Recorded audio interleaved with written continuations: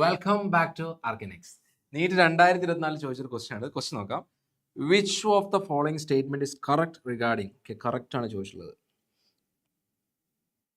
The process of replication in E coli, replication based question ആണ്.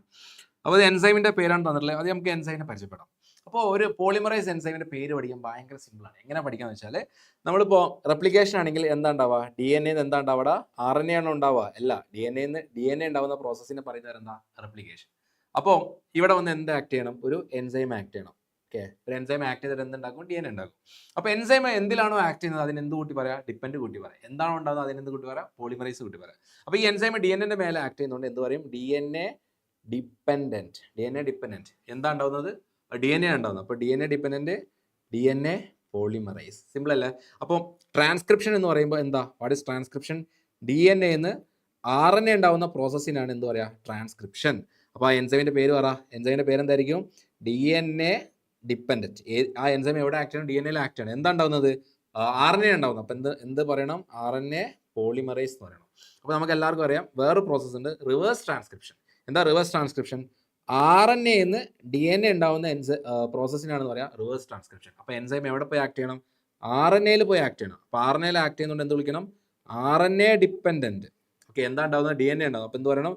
DNA polymerase. എന്ത് പറയണം? DNA polymerase. അപ്പോൾ നമുക്ക് എന്ത് വെക്കാം? ഓപ്ഷൻസ് നോക്കാം. The DNA dependent DNA polymerase catalyse polymerisation in one direction, that is 3' into 5'. അങ്ങനെയാണോ? അല്ല, എപ്പോഴും പോളിമറൈസ് എൻസൈം നമ്മൾ ഈ DNA dependent DNA പോളിമറൈസും DNA dependent RNA പോളിമറൈസും ഏത് ഡയറക്ഷനിൽ ആക്ട് ചെയ്യുക? 5' to 3' ഡയറക്ഷനിൽ മാത്രമേ ആക്ട് ചെയ്യുള്ളൂ. ഓക്കെ, ഒരിക്കലും എന്താ 3' 5' അല്ല, 5' to 3'. അപ്പോൾ ഫസ്റ്റ് സ്റ്റേറ്റ്മെന്റ് എന്താണ്? റോങ് സ്റ്റേറ്റ്മെന്റ് ആണ്. The DNA dependent RNA polymerase, അത് നമ്മൾ എന്താ ക്വസ്റ്റ്യൻ? റെപ്ലിക്കേഷൻ ബേസ്ഡ് ആണ് ക്വസ്റ്റ്യൻ. അത് റെപ്ലിക്കേഷൻ ആണോ? അത് ട്രാൻസ്ക്രിപ്ഷൻ ആണ്. ഓക്കെ, അപ്പോൾ ഈ സ്റ്റേറ്റ്മെന്റ് എന്താണ്? തെറ്റാണ്.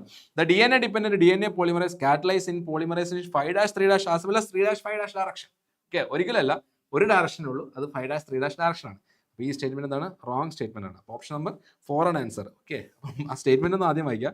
The DNA dependent DNA polymerase catalyse polymerisation 5' 3' direction. Okay, റെപ്ലിക്കേഷന് ഹെൽപ്പ് ചെയ്യുന്ന എൻസൈം എന്താ? DNA dependent DNA polymerase. Okay, എവിടെ നിന്ന് എന്താ ഉണ്ടാവുന്നത്? DNA നിന്ന് DNA ഉണ്ടാവുന്നത്. അപ്പോൾ എൻസൈം എവിടെ പോയി ആക്ട് ചെയ്യണം? DNA ആക്ട് ചെയ്യണം. എന്താ ഉണ്ടാവുന്നത്? DNA ഉണ്ടാവും. അപ്പോൾ DNA ഡിപ്പെൻഡന്റ് DNA പോളിമറൈസ്. അത് ഏത് ഡയറക്ഷനിൽ മാത്രമേ ഉണ്ടാവുള്ളൂ? 5' 3' ഡയറക്ഷനിൽ മാത്രമേ ഉണ്ടാവുള്ളൂ. പുതിയ സ്ട്രാൻഡ് ഉണ്ടാവുള്ളൂ. അപ്പോൾ ഓപ്ഷൻ നമ്പർ 4 ആണ് ആൻസർ.